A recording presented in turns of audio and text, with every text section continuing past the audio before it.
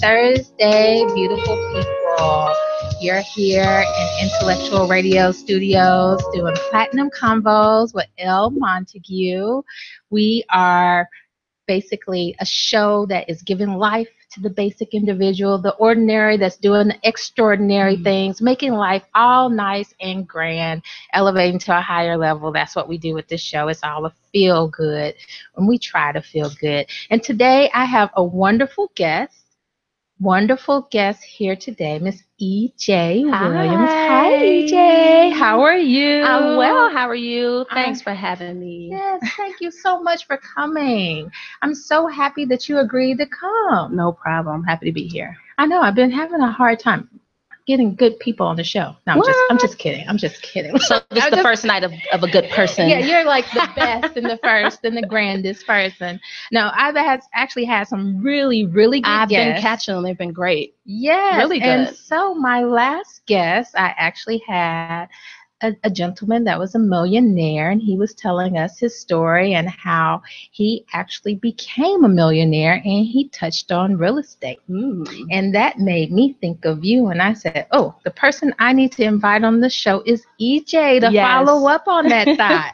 Yes, 90% of millionaires got their money from real estate. 90%. I didn't know that. 90%. I know Donald Trump has real estate as a major stream of income for them, right? 90%. And I can believe it because we always have to have a place to live. Everybody needs a place. Everybody. So why don't you give us, because I didn't do you justice. I just said your name. That doesn't count as an introduction. So why don't you give us your introduction, your spiel of who you are and what you do, your own way. Okay. All right. Well, I am born and raised south side of Chicago. I love Chicago. I went to Chicago public schools. I think the guests right before us went to Morgan Park, my beloved high school, went there for 7th and 8th grade and stayed for high school. Actually, I went to Polk Classical, which is a 2017 Blue Ribbon school. Very proud of that. And then I stayed in the state, went down to University of Illinois at Urbana-Champaign, and I majored in finance, and my concentration was real estate investment. And so that's my background as far as education. So you're from Chicago. Yes. You went to school here. So you're just like a homegrown girl. Homegrown. So, but what else about you? So you majored in finance and you do real estate, but you're also a mom. I am a mom to one, a daughter, Gabrielle. And you're also a daughter, I am. And you're a wife. I am. And a sister? I am. I have 2 brothers and 2 sisters. We call it ourselves the Jackson 5, the real Jackson 5. So is your whole entire family here in Chicago? I have one sister that lives in Indiana. She went to Purdue, and she just kind of stayed out there in West Lafayette. Okay. Indiana. So she's there. That's the baby girl. But mostly everybody. We're all here. I have the middle brother. He's teetering on the move south, especially on a day like today, right? You know what? And when you say south, of course, I'm going to raise my hand and say, yes, you need to go to the south. Because I'm thinking Texas and Dallas. Yeah. Okay, Texas is good. I'm from Alabama, but, with the Senate race coming up, the more thing, I know, right? I'm like, stay away. I don't know if I want to go back. I don't know if I want to say I'm from Alabama or not. That's and the football team has been losing, so I don't know. But I can't talk about losing teams in Chicago this year. So, we had our Cubs, but I don't know about my Bulls and my beloved Bears. I don't know what's going to happen. I know. Well, the Bears. That's another story. Yeah, I don't want to talk about it. That's another story. But tell us a little bit about real estate. So did you just come out of the gate, out of high school, well, not high school, college, no. doing real estate? What were you doing first? Pharmaceutical sales is my background. Oh, That's what I started. I went into sales and marketing, and I did that for 6 years. And I started for 6 years before we hopped into real estate full time. 6 years. Yeah. And then I was in it for 9 years, but from 2006, I started in 2000, and in 2006 is when my husband, Jason, and I started flipping houses. So you came from pharmaceutical sales, so that's near and dear to my heart. So you're saying 2000, so pharmaceutical sales during that time was hot. Was everything. If you wanted to be on the move with 6-figure salary, making money, making the company bonuses, car, all of that. Yeah. Expense account. Yeah. It was good. I mean, and what I look back on it now, it was a great career to have.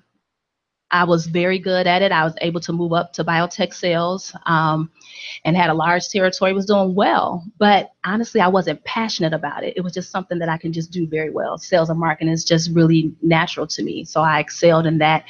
And I think it was the business development part of it. I didn't realize it when I was in it, but looking back, I realized that was the other part about pharma sales and that I love. Somebody give me, okay, here's your territory, work your magic, and how you just develop, your business, get your prescriptions up, find the physicians, talk to them. The challenge of that, and no day was the same, much like real estate. A part of you really are your own boss, because especially when you make it up to biotech, you may see your manager, your district manager, maybe once every 2 months. You're out there. Yeah, you work from home. You don't swipe a punch a clock. I haven't done that since 2000. So it's like you're not even working for the man, but you're working for the man, but you're not. You are. You're right. Exactly. It makes you feel like if it's a good company, it's a good manager, it make you really feel like it's your company, it's your business, and it's your job to grow it. I know. I remember during that time, everyone was aspiring to be in pharmaceutical sales. Yeah, all my friends were trying to hop in too. Yeah. I was in it actually when I met.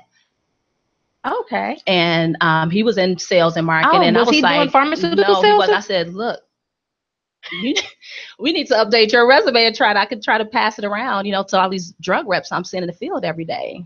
And I wasn't responsible for getting him his job. He got it on his own, but you were supportive. I was telling him, I was like, hey, get it together. I was like, I want to keep driving out to Schaumburg from the south side every day, having to be there 8:00 and. So you both ended up doing it. We got married in 2005. When we got married, we both were in pharmaceutical sales, and it was in that first year, newlywed, and coming home, watching TV, turning on HGTV. We were like, man, we could flip a house. When you want to flip a house? I've always wanted to flip a house. You do it? I want to flip a house too. And it literally just started from sitting on the couch watching TV on a weeknight after work. And then we just started coming up with the plan. Okay, well, what do we need to do first? How much money do we need? So we just started figuring it out. And we did our first flip in 2006. We had some friends of mine that I grew up with. Shout out to Steve and Dan Parker, who were rehabbing their brothers. And I've known them since actually before junior high and high school, because although they went to my high school, they grew up across the street in Beverly from my cousins. Okay. And so they were like their best friends. So they became our friends, So long-term relationship, and I knew that they were rehabbing. They're both still in the education. They both, I believe, still work for CPS, but they were doing real estate on the side. So we saw that they were able to work full-time jobs and rehab on the side. And then with us, we had a little bit more flexibility than they even had. Obviously, not having to 8 a.m. to 3:30 in the afternoon. Yeah, we had some flexibility to hop in and out, between doctor's appointments, Yeah, as long as you're making your numbers. That's all they care about. And making your appointments, right? Hitting your goals, that's all they care about. They leave you alone for the most part.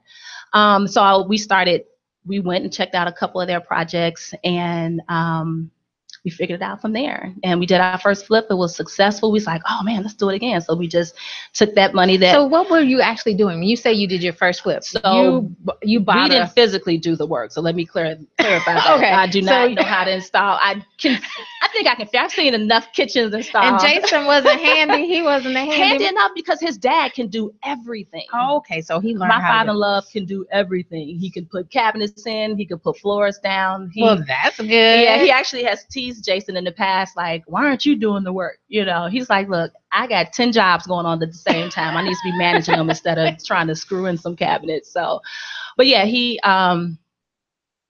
started. So then I went on and got my license. So we figured out, okay, either we need to find a realtor or one of us needs to get our real estate broker's license. So then I did, because that's something I always wanted anyway, but just never took the time to do it because I just didn't, and went on and got my real estate license and started looking for properties, and we would go out. So you were a real estate agent for yourself. Were you Yes. Were you selling for anybody else, or I actively? did just a few people, just friends. Like right. So when they first found out I got licensed, and then the word started spreading, and so I picked up some friends and started working with them as well. But so I was able to find our first property. So how much does it actually cost in Illinois? Because I know like in Alabama, it's like less than $300 to get your real estate license. To take the test. Well, I don't know how much they're charging for the class nowadays. That was about 12 years ago when I got licensed. I just took a class down at Chicago Association of Realtors for a week. But I think it's even more involved now because when I got in, you can be an agent or what they call a salesperson. Okay. But now they changed the rules that everyone has to become, you have to be a broker. That doesn't mean that you have to open up your own brokerage. But you have to go that route. To be, a licensed real estate broker. So there's more education that's needed, which is good because, real estate, let's not take that so lightly. You can't go buy a house and then decide tomorrow, I changed my mind. I want to turn it back in. Here's my receipt. You want your agent to be knowledgeable. Yeah, you need someone to be very, very knowledgeable. But it's not like a huge amount of money, No, I'm sorry. Yeah, to answer that. No, it's not a huge amount of money, not thousands upon thousands of dollars or anything like that. No. Yeah, okay. No. But I wish I had a better answer because I really don't know how much it costs now to get your license. That's okay. Yeah. But I think it's worth it. People ask me all the time, it's worth it if it's something that you want to do. It's something that you can always have. You don't have to do continuing education every 2 years. So, you can just hang your license somewhere. Yeah. Yeah. So if you have a friend and they sell for themselves, you can go and get that 3%. Show it and get that 3%. The market is like recovering right now. Definitely. And prices are going back all the way up. All the way. I tell people, it's like, this is a good time to buy. If you want to buy in the next year or so, if you're able to do it now, buy it now. Because the same houses, just even in this year, in neighborhoods that I'm doing a lot of business in, at a 4-bedroom, 3-bath house, say in Auburn Gresham, maybe early in the year you can get it for $199 or between $190 and $199. That same house is selling for $215, $220. Okay. I'm saying the comps have definitely been going up. Yeah. And it's getting easier to get mortgages again. It is. They've loosened up, the reins and made it more attainable for people. Well, I got you off your story. Okay. Let's go back to the story. I'm asking so many questions because I'm thinking maybe I should get a real. Hey, come on, join I'm thinking us. about maybe I should get that for myself. Yes. Okay, but you went ahead and you got so I went on and got my license, and we started looking for homes. Found a place. The first house we rehabbed was on 67th in Indiana, and it was successful. We made, I think the house was on the market for about 2 weeks, 2 to 3 weeks. And we made about $40-something thousand from the first. And we're like, oh yeah, we're doing this. We're doing this again. So you made $40,000. So did you finance it? Did you get? Yes. You got a mortgage? You used somebody else's money? Yes. We paid cash for the acquisition when we bought it, and then wait a minute. What does that mean? What does that mean? When we bought it, we paid cash. And then we refinanced it and got a construction loan. So you bought it for cash? Mm-hmm. How did you get? Okay, can I be in your business? You can get in my business because it's you. Okay, because it's you. Can I get in your business? Hey, how did you buy it with cash? Well, so I think the house we purchased for about $50,000. What's $50,000? That's a significant amount of money. Listen, it is a lot of money. Did you save your money? Because we have been saving money for a while. We took, and this is the best advice that my father-in-law gave us when we were engaged. He said, if you're able to live on one salary when you all start out and save the other one, he said, that's how me and your mother started. Because my in-laws, I don't call them in-laws, I call them in-laws. My in-laws they just, I think, sold off some of their investment property, but they had a ton of it. And they started acquiring over time when they got married. My mother-in-law is a retired teacher, and they were living on her salary and her benefits, and they were using my father-in-law's salary to save. And then they started buying investment properties over time, just like a piece at a time. And of course, he said when they had kids, they weren't able to save as much, but starting off, and that's what we did. I keep hearing this over and over and over. Somebody must be speaking to me to live below your means and save your money. So you were able to save up enough cash. Yeah. $50,000. The first time. So yeah. I mean, but then that was literally. So let me tell you how scary that was. I was gonna say, how did you feel? Because this is like, because that was all. Let me say that this was all pretty much all of everything that we had. So this was our nest egg that we were going out on a limb that we actually weren't gonna lose this money. And end up having just to, maybe rent the house. We didn't want to rent it. We wanted our money back. Yeah, of course. I mean, because that was pretty much everything. It is possible to lose it. It is. Oh, people do it all the time. People are calling my phone almost every day trying to get me or Jason to help save them from their flip or their rehab project that's not going right. So yeah, people are losing money all the time. Or I hear people, oh, you all are flipping. Oh, I used to do that back in the day. I got out of that, kind of like with a negative overtone because they lost money. And I get it. That's a sour spot. I mean, I don't know too many people who just got money sitting around just to blow. But people lose. are making money too. Yeah. People are making money too. And so you were able to make $40,000 on the first one. So we got our money back, and then that was the profit that. So you got $90,000 in the bank. Yeah. So we just reinvested it. And then we was like, "Ooh, this is good. This is fun." Of course. And we were like, "Oh, maybe one day we can do this full time." So we would say that, like, "Oh man, you put it in the more." We did, but we put it in the atmosphere. But we honestly didn't do anything on our part that we, looking back on it, that we could have done to step out there before being. But you know what? Forced out there. If you speak it and you put it out there, it manifests itself. And even if you don't make it happen, it happens for you. It does. That's why I tell people the power of words and your affirmation is everything. Yes, like anybody that knows me knows that you cannot talk negative around me. Like you can't speak, you can't anticipate. Now I say, okay, well, that's what you want. That's what you're gonna get. I do not like to hear people speak negative. It's almost like fingernails on the chalkboard. That's how much I don't use the word hate. I hate it. Because it's so discouraging to me, It resonates with me too. I'm like, how are you going to get something positive if you're speaking negative? And that's what you're expecting. Oh, that's not going to work. I'm not going to be able to do it. You are your thoughts. You are your words. Your thoughts. And then if you listen to people or you surround yourself with people and you hear it, Yeah, because when we, so I guess a little bit going back to my story and to that point, so 2006, we did a couple of flips. They were all, they went. And you were like successful, riding high, feeling good, feeling real good. Like, ooh, maybe one day. And then the market, everybody knows what the real estate market did in 2008. We were like, ooh, maybe we should slow down. And then I got pregnant with my daughter. We was like, well, we don't necessarily have to do this, and we don't really have any money to just be losing. Right. So we held off. We didn't do a flip in 2009, and because the year was so bad. And then in June of 2009, Jason lost his job. He was downsized, and we have a 1-year-old at this point, like she newly 1-year-old. And we're like, okay, but we were still living on my salary, saving his, investing his. You know what I mean? You were fine. We're like, okay, we'll be okay for now until you find another job. Our immediate thought even then wasn't, oh, let's start this real estate company.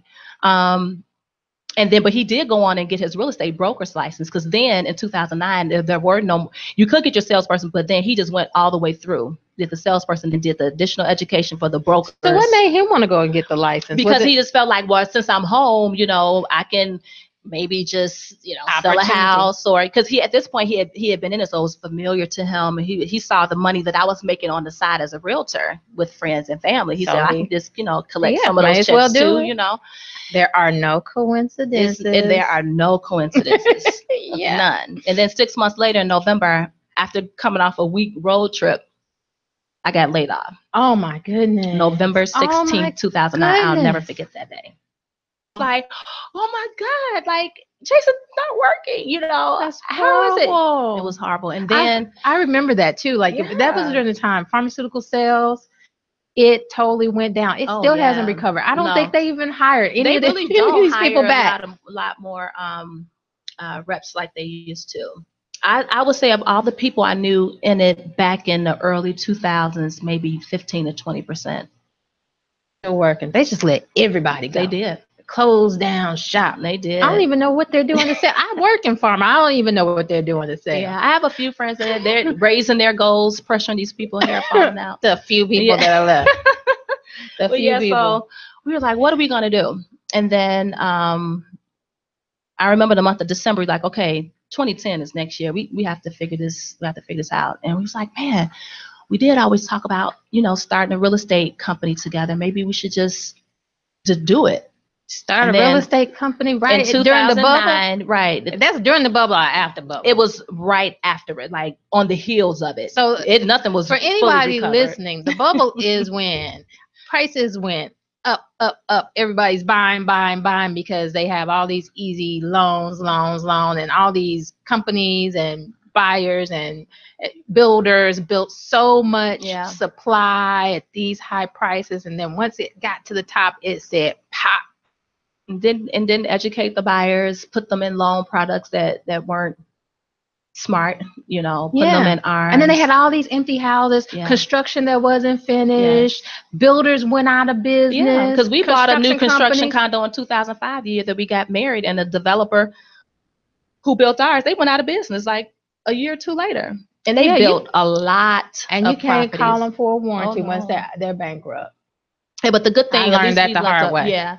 Is they were a quality control. We're still in that condo, and we haven't had any craftsmanship or work issues. It's still fine. So we kind of lucked up. So that's blessed good. Up. Yes.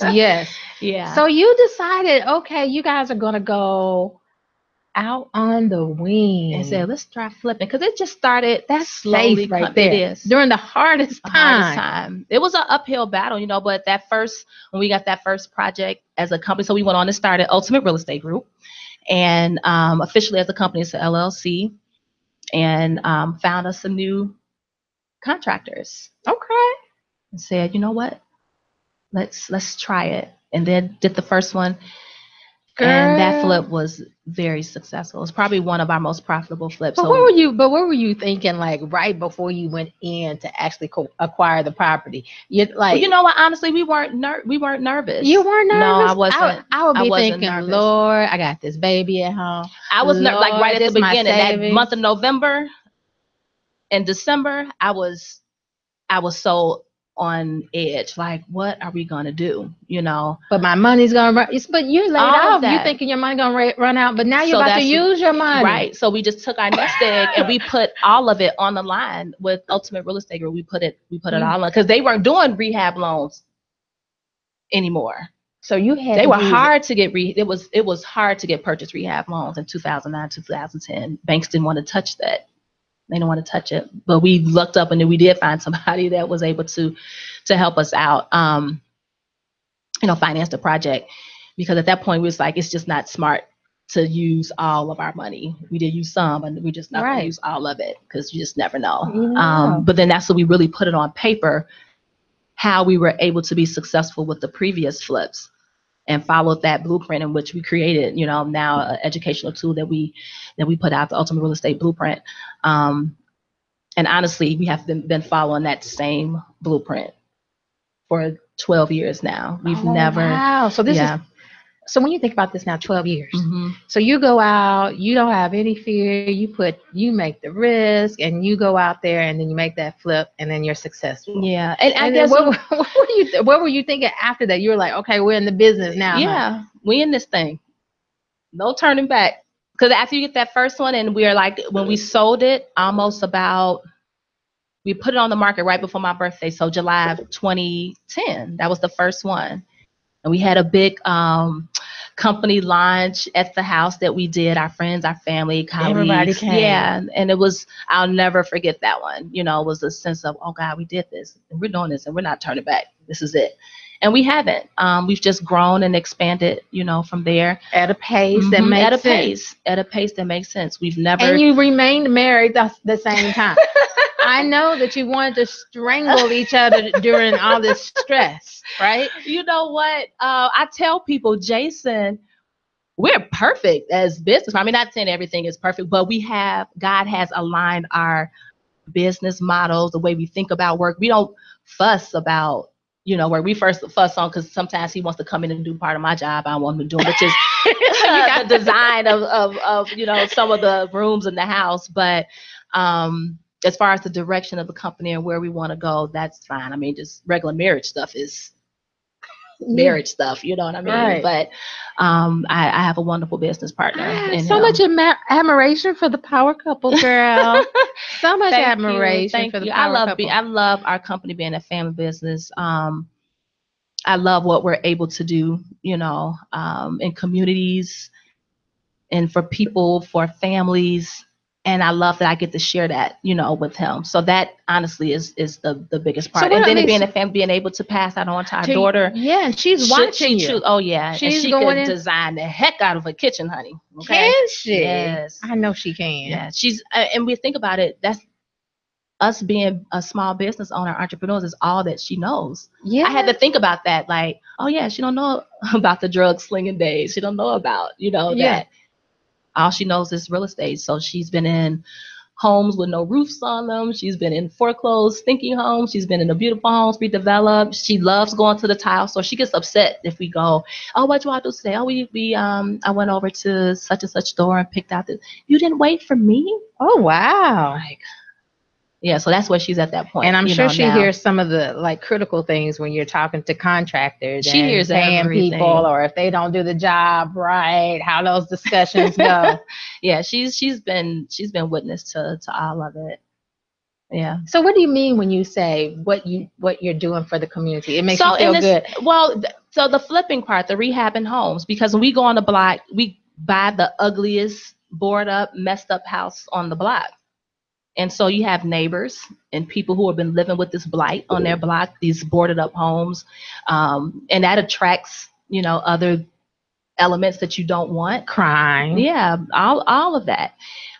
Kids that are coming in, you know, just being kids, breaking windows, you know, just typical things like that. But to come in and over time, you get to know who your neighbors are. We always introduce ourselves to our neighbors across the street and we see them coming and going because we want them to have a vested interest in the property too, because we're not living there. So it's helpful to have extra eyes on the property. And then they really start to get excited because they know at some point this is now going to be something beautiful. And that warms my heart too, because you're not just looking at the numbers. You're thinking about, okay, you're thinking about actually the property values of the people in the neighborhood. All of that. I'm born and raised Southside. I love all the communities we redevelop in. You know, it does give us a sense of pride. Because when we're done with it, the neighbors want to come, okay, when you guys are done, we want to see it. And then they come and they tell you because they know who lived there, how they may have lost the house, or if the people lived there for decades and they passed away. So you hear all of the stories. I would say probably 50% of the time, the people who live there still know the people who may have moved away, and they have come back to walk through a property and to see their face like, this is not the house I used to live in. Oh, really? Yeah, because we don't do cosmetic touch-ups. The houses that we buy and redevelop, those are gut rehabs. I mean, we're taking it down. We're taking everything down because we want to give the new owner only the bricks maybe on the outside. Maybe we able to restore and keep some of the wood floors, but a lot of those homes, we do a lot of bungalows. You know, Chicago is a ton of bungalows across the south side. Chicago is so crazy to me in terms of doing the rehab and all the stuff that happens. Like, because I'm from Alabama, people don't go in and take all the wires and take all the copper and take all of the toilets and everything out of a house, the light switch. Yeah. That doesn't happen. People don't come and take up the chain link fence. Like, I saw that one day. I'm like, people are taking up chain link fences and taking it somewhere. It happens. While you're rehabbing the house. It happens. You have to keep a watch. You got to have a watchdog. We have to secure our properties. It's just because it's just a sitting duck, you know.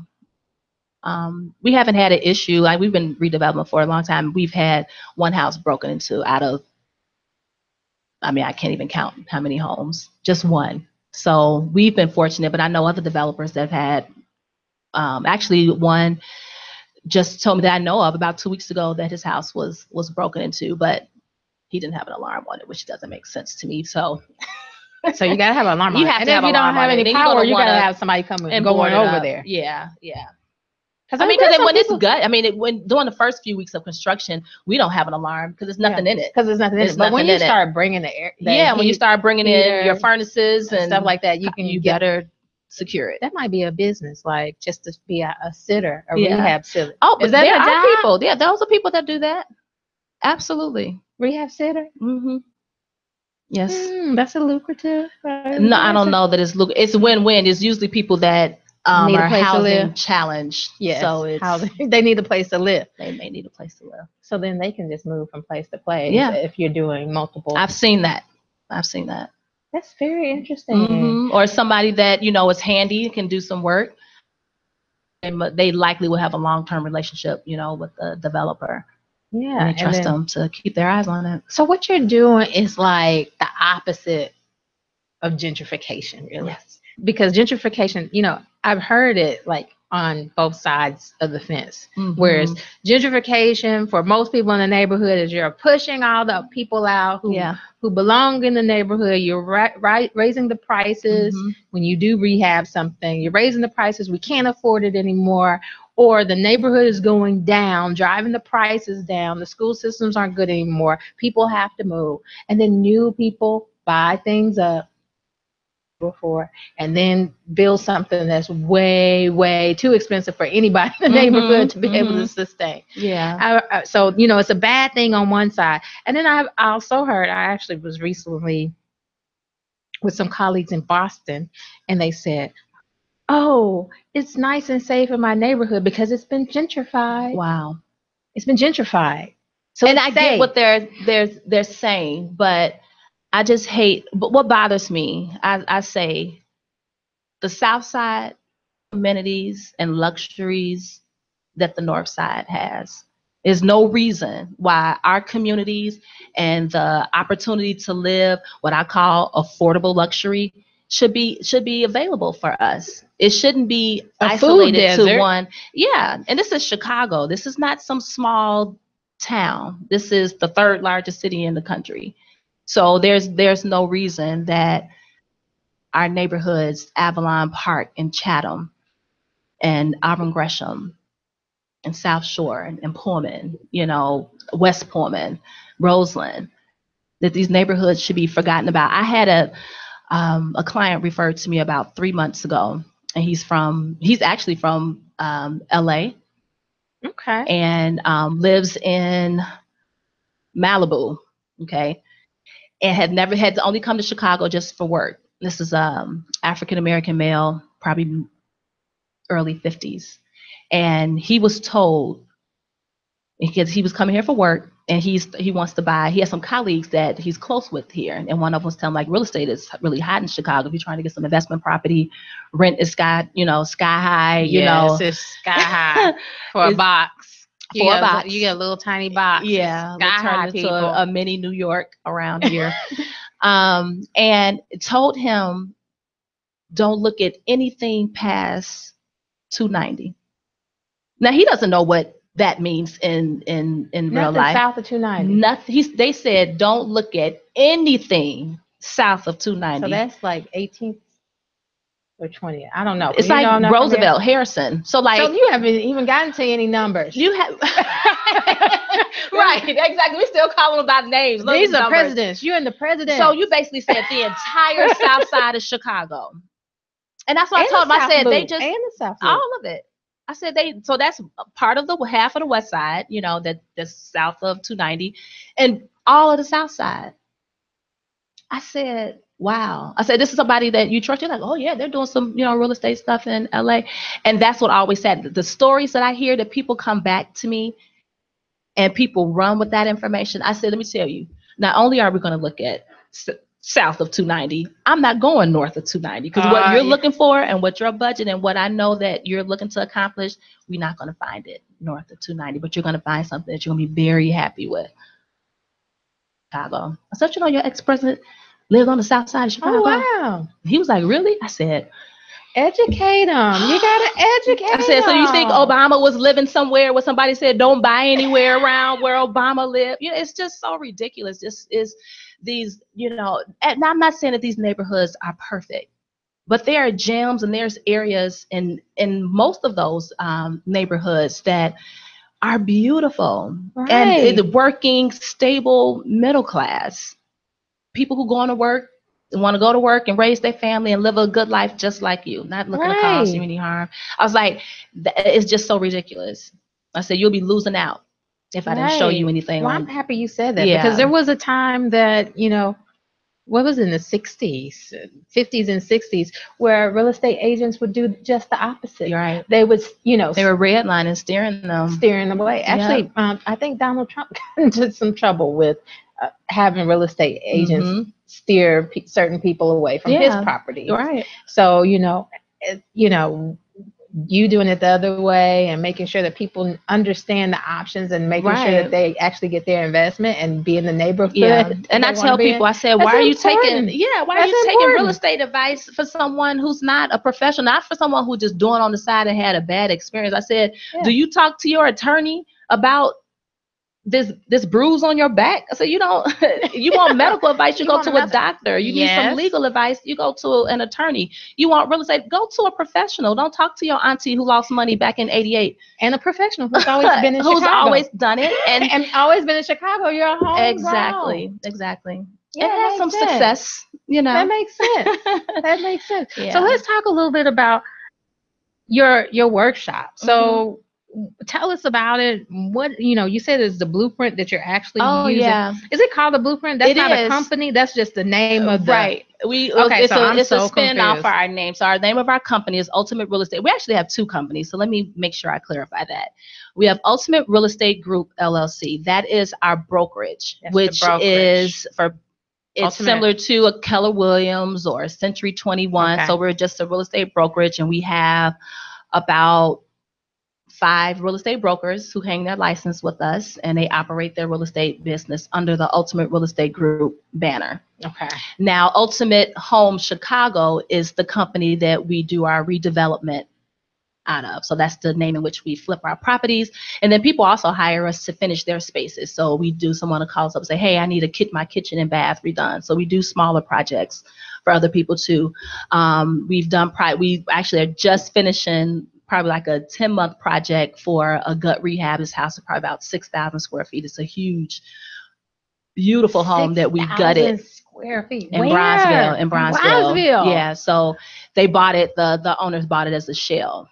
It literally, someone bought it and gutted it with the intention of rehabbing it, and then never finished it.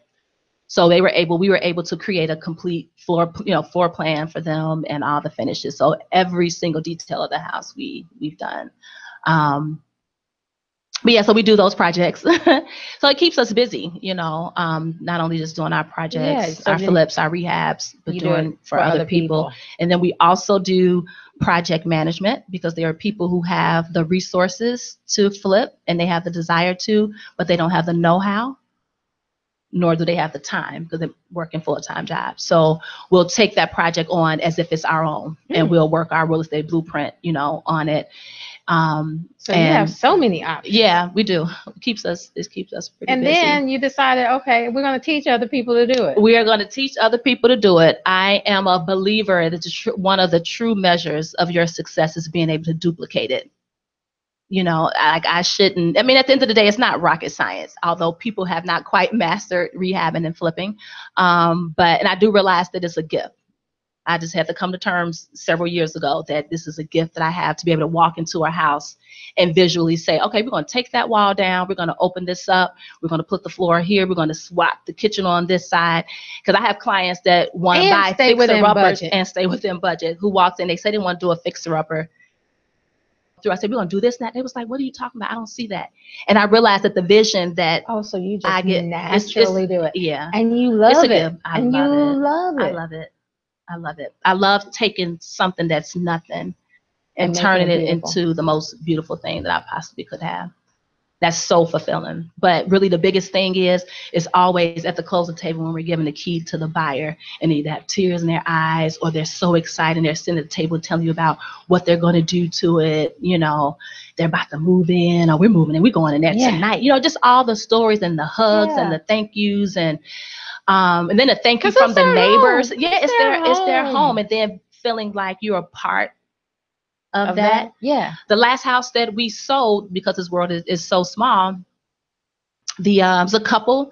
They got married a few years ago, no kids. This house is big and gorgeous. But the wife, her mom was the principal of the high school that my dad taught at. So my dad knows her mom. So it's like that level of familiar, you know what I mean? That connects. So I'll always, and then because this world's small, one of her best friends, I was her realtor 3 months before that, and had no, it was not through that connection. So to know that I was a part, and the things that she loved about the house were things that I really thought about, Right. And to know that she appreciated that. So it's like, it's just fulfilling. Like I can't put, the money is what it is, because you're giving of yourself, you're giving your creativity to create something that's warm for somebody else. Yeah. Because that's a big thing. We always think about the buyer. We always think about the buyer, the end user, how they're going to live in this space, down to where we put in the light switches and where we're going to put the closets, all of those things. I'm always thinking about how the person is going to live and use this space. So you package all of this up, but not the creativity. Yeah. But the step by step. Yes, in this class. And put it into a bundle. Right. Because you can hire somebody to design the place. You understand that part, but the other part, managing the contractor and how to get your money. Does it start with how to select the right property? Yes. So going back to this class, right. It's a 2-day class. And okay, now I'm going to ask you. Yeah. Right. How much does it cost? Is it affordable? Can I afford it? It is. We make it. Let me tell you, this class, thousands of dollars. We literally give you. When you say it's the blueprint, I hear this guy on the radio saying, Chicago, do you wanna have this, learn how to flip houses with other people's money, and then you go and then it's thousands in the of ballroom. Yes, and it's thousands of dollars. Yeah, and it's all these people in there, and it's that. Yeah, it's the setup. Right. We do offer additional services to people, but that's not the purpose of us teaching the class. Just down through the years, people calling us and asking us, can I take you to lunch? Can we get coffee? But what is the price? But what is the price? The price. No, so the price. It was $249. $249. That's affordable. $299, and you can bring a guest. $249. We only offer it twice a year. $249 for the opportunity to make what you said on your first one was $40,000. We're not gonna do at this point a flip if you're not gonna make $50,000. It's just not worth your time. So that's our formula. That's the formula we're teaching you. You're taking the knowledge, $50,000 flip. You're putting it together. You're putting it out there so the people can do this on their own if that's what they want to do. If that's what they want to do. Because the problem is, I got so tired of people getting misinformation. Yeah, I love it. Yeah, it's a 2-day class. So the first day is classroom. It's about 4 to 5 hours. And we teach you everything. We educate you on how to get the money, because that's really a lot of people want to do it, but they don't realize that they can afford to do it. There are companies that are doing purchase rehab loans, hard money loans. Absolutely. It's easier to get a purchase rehab home than it is to get a residential mortgage. Wow. Isn't that strange? That is so easier. Crazy. You can quote me on that, people. I love it. I love it. So you know what? You shared so much with us in this time. Number one, you know what I love about this story that you told me? What? That you went out at the toughest point market and followed your heart and your dreams. Yeah. I love that. That's what I want people to know. When all the odds were stacked against you, you still did it. You still went out there. And then you had the vision. Well, first you spoke it and it manifested itself. That's what I heard. You had the vision and then you made a plan and you followed the plan. And did not deviate from the plan. And it was plan A or plan A. You've been able to sustain yourself. Yes. You're giving back to the community. You're sharing the knowledge with anybody who wants to know how to do it. And then you are leaving a legacy for your children. How amazing is that? How amazing is this, girl? Yeah. And I don't want to be an anomaly. I feel like I want to see more people, and especially people that look like me, in our neighborhoods, revitalizing these neighborhoods. I love it. I love it. Because I just actually saw Tiffany Haddish on the Ellen DeGeneres show. I love Tiffany Haddish, Girls Trip, yes. But she was explaining to Ellen, how Cardi B was a role model to kids, and she's been, doing fabulous with her career.